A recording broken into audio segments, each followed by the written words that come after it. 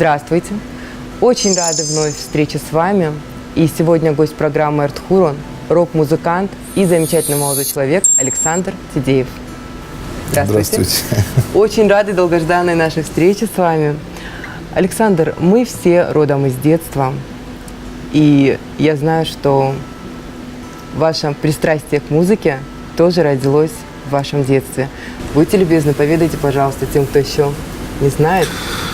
Ну, правда, рок-музыка сопровождала меня с самого детства, даже с самого рождения.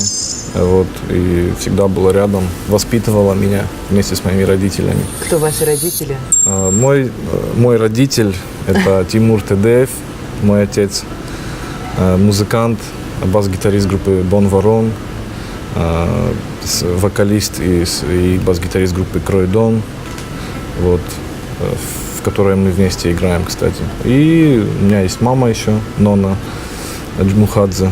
Дай бог здоровья, маме. Спасибо, да. Спасибо. Тоже, кстати, у нее музыкальное образование. Вот. Ну, в общем, родители музыкальные. Каким было ваше детство? Вам внушали пристрастие к музыке? Где-то, наверное, немножко заставляли, как это обычно бывает принято. Вот мальчик из правильной такой вот музыкальности. Ты должен учиться, ты должен заниматься. Или это был ваш выбор? Рок-музыка была моим выбором, да. Родители отдавали меня в школу музыкальную, но я сбежал. В принципе, они всегда потакали моим капризам. То есть особенно вот мама, да. Бунтарь, вот этот бунтарь, который в будущем выразился в этой музыке, он был в детстве еще, да, в вас заложен? Вы сбежали? Ну, этот бунтарь не от трудной жизни был, скорее, от того, что мне просто потакали моим капризам, как бы. Вот. И, ну, скорее, наверное, такой был, да, ребенок. Да, капризный. Любили проявить характер? Ну да, да. В будущем это пригодилось вам в том, что какой путь вы выбрали добиваться сейчас? Своего? Да. Конечно, да. Потому что когда мы переехали сюда в 2001 году, я сразу нашел музыкантов, сразу нашел с кем играть, вот, и врагов себе нажил тоже. Вот. И друзей нажил сразу. Потом враги стали друзьями, друзья врагами и так далее, и так далее. По-разному могло быть. Течение жизни пошло. Да, все бывает по-разному. Да, всякое бывает в жизни. Вот. Много интересного происходило на самом деле. Вот. На мой взгляд, рок-музыка – это не просто умение правильно, красиво сыграть какой-то материал. Рок – это состояние души, я это так понимаю. И рок – это огромная возможность к самореализации, к проявлению своего внутреннего «я». Как вы считаете? Да, это так.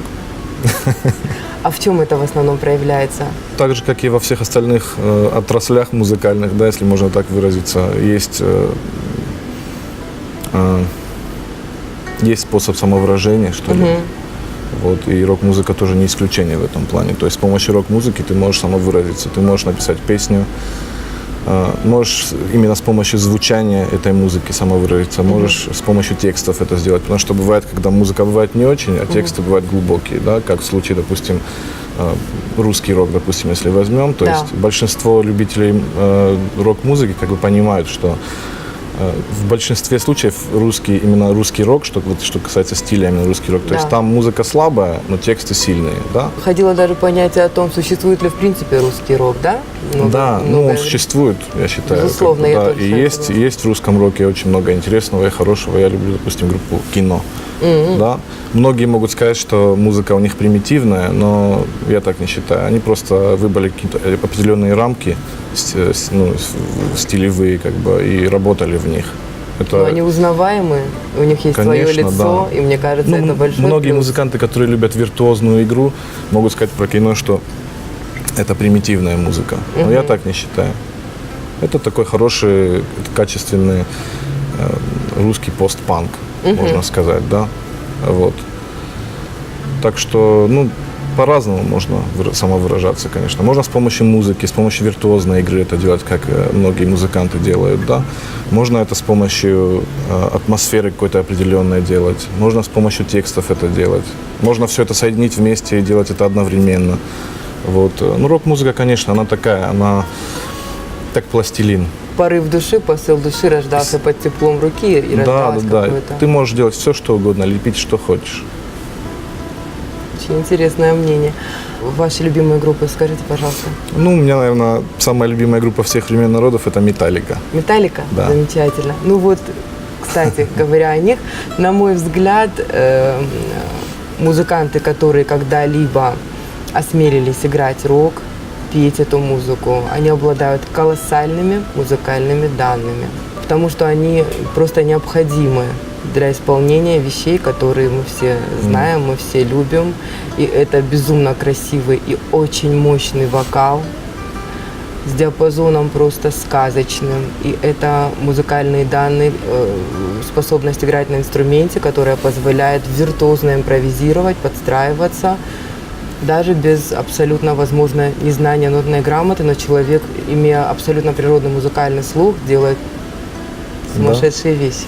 Ну, что касается именно таких групп, как классических групп, как Deep Purple, Led Zeppelin, Queen, да, потому что вот вы начали говорить о диапазоне вокальном, и мне сразу Фредди Меркьюри представляется, потому что, наверное, из всех этих вокалистов, хотя они все классные, и Роберт Плант, и Ян Гиллан, вот, но он какой-то был особенный, да, Фредди Меркьюри, то есть у него, правда, очень сильный диапазон такой большой был. И... Ну и его дуэт с Монсеррат Кабалье, само собой, да, многое, тоже, да. Вот к разговору о том, что по-разному можно самовыражаться в рок-музыке, да, вот можно выражаться так, как они это делают, то есть виртуозной игрой, виртуозным исполнением, да. А можно, допустим, был такой Дэвид Боуи, да, то есть там не скажешь, что у него какой-то особенный диапазон, просто такой обыкновенный баритон был, со своей харизмой, да, и был еще такой музыкант, как Фрэнк Заппа, например, да, то есть там тоже не скажешь, что он, хотя он был виртуозом во многом, вот, он писал такие какие-то рок-оперетты, рок-оперы, и в одной песне могло умещаться очень много всяких стилей. Если ты слушаешь, тебе может показаться, что какой-то каламбур просто, да, и какая-то какофония. Но на самом деле это очень интересно, и знатоки как бы современной культуры знают, кто такой Фрэнк Заппа, и какое влияние он имел вообще на музыку, и вообще на многих людей, на художников, и не только. Вот. Поэтому трудно сказать, что рок-музыка – это только та область, где могут проявляться только виртуозные, то есть показывать свои какие-то сверхспособности. То есть там это такая вещь... Это жанр широкого профиля, который дает возможность. Я все-таки постоянно к этому, потому что я не могу признаться себе в том, что рок-музыка какая-то определенная. Она очень разная. Мне приятно осознать то, что вы кладете на рок-музыку стихи наших классиков, нашего классика Костахи Тагурова. Вы исполняете рок-музыку здесь, в абсолютно национальной республике, и она вкусна народу, ваша музыка, она принимается, и она понимаема. Вот смотрите, не влияет ли менталитет, наш особый менталитет, на эту очень свободную, очень красивую, с большим диапазоном музыку? Скорее наоборот, эта музыка с широкими возможностями может влиять на наш менталитет. Вот так. Менталитет на рок-музыку, потому что рок-музыка, это, я же говорю, такая вот, там нету краев. И нельзя ей вот взять и поставить какие-то определенные рамки. Если хочешь, можешь, конечно, это сделать, но тогда со стороны это будет как бы, я не знаю. А почему именно Коста? Коста наш самый известный, популярный классик. Да. Его все знают. И, само собой, музыканты, которые начали эту традицию петь рок-песни на стихи Коста, не только рок-песни, вообще эстрадные песни, они тоже, как бы, видимо, знали только Коста в основном. Хотя, конечно, есть другие поэты, и, допустим, отец, он читает других поэтов тоже и использует его стихи. То есть у нас есть какие-то новые задумки на стихи других поэтов, да. Но Коста просто сам, он такой мейнстримовый писатель был, да, и таким и остается. В одном из интервью вы сказали, потрясающую, на мой взгляд, мысль, что если бы Коста был вашим современником, он непременнейше был бы рокером, потому что он тоже умел выразить свои мысли. Насколько я знаю, Коста был человеком, который любил правду. Он не только любил, он еще любил ее говорить и не боялся этого делать, да, и поэтому у него были проблемы.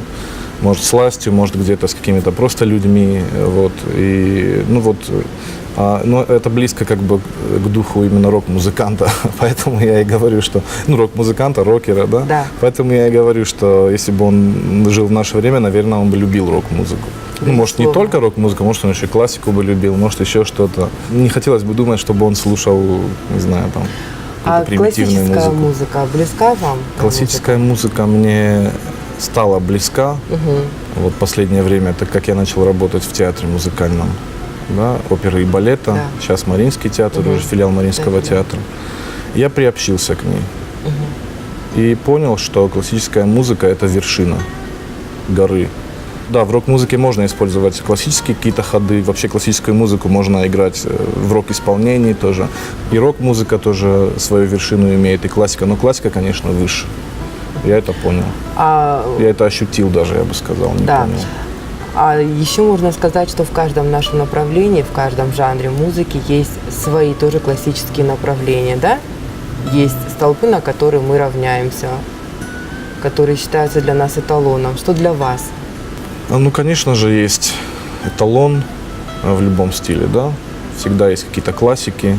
Вот. Ну, в рок-музыке классиками, наверное, можно считать и Битлз в том числе, да. Хотя это как бы скорее больше поп-музыка была в свое время, да, потому что она была популярна, да, в то время, и не было другой музыки. То есть все живьем играли, все абсолютно. было Да. так же интересно. Наверное, я считаю, такой классикой это Битлз все-таки. Потом уже пошли Led Zeppelin, Deep Purple. Вот, Pink Floyd в детстве моем не было, Pink Floyd, потому что я только сейчас его понял. Потому что Led Zeppelin, Deep Purple, особенно Deep Purple, это более доступная музыка. Вы по сей день, уже будучи самостоятельным музыкантом, с большим трепетом говорите, что до сих пор сотрудничаете в музыке, в вашей деятельности с отцом. Где-то, наверное, прибегаете к его советам, и он для вас является авторитетом по сегодняшний день. Расскажите, пожалуйста, о ваших отношениях, очень интересно. Отец не особо хотел, чтобы я занимался музыкой. Были трудные времена, начало 90-х, перестройка, вот это все. Люди тогда заботились больше о том, как бы выжить просто, да, как бы семью прокормить и так далее. И мой отец был не исключением, да, и поэтому после всех этих сложностей для моих родителей было важно, чтобы я получил какое-то особое образование. Вот, ну, как бы вот этот дух... Протеста? Да, дух протеста во мне играл, да, вот этот капризный ребенок, да, во мне жил всегда, и я... Вы единственный ребенок, простите? Нет, я младший сын, и поэтому они не хотели, чтобы я занимался музыкой, хотели, чтобы я был юристом, но в итоге я все равно пошел по своему пути после окончания юридического факультета, вот, просто был момент, когда надо было выбрать между тем, чтобы идти по профессии работать, либо оставить все это и заниматься тем, чем ты хочешь заниматься по-настоящему. Да. Потому что была возможность уехать куда-то. Вот. В итоге я выбрал именно путь такой, путь музыки, путь рок-музыки. Но все равно вы получили высшее образование, столь желаемое вашими родителями, вы выполнили наставления. Получил, но, может быть, когда-то это мне понадобится, но пока не понадобилось. Пока что вы состоялись в том, что вы выбрали, да? Да. Это был мой выбор, да, вот, и в этом суть, то, что это был все-таки мой выбор. И в итоге, когда я чего-то добился на этом пути, отец наконец-то это оценил. Я всегда мечтал, чтобы отец начал играть со своими старыми друзьями опять рок-музыку. Я рос на этой музыке, на этих записях старых, и мне это нравилось. И мне было жалко, что это пропадает. И мы начали играть вместе. Старые песни начали петь по-новому. Каково вам сейчас работается вместе? Вы уже состоявшийся такой молодой человек и отец. Ну, во-первых, конечно, у отца большой опыт, само собой, да, и его школа, старая школа, и которую я очень люблю, на которой я рос. И моя новая школа, мы не конфликтуем в плане музыки, я имею в виду.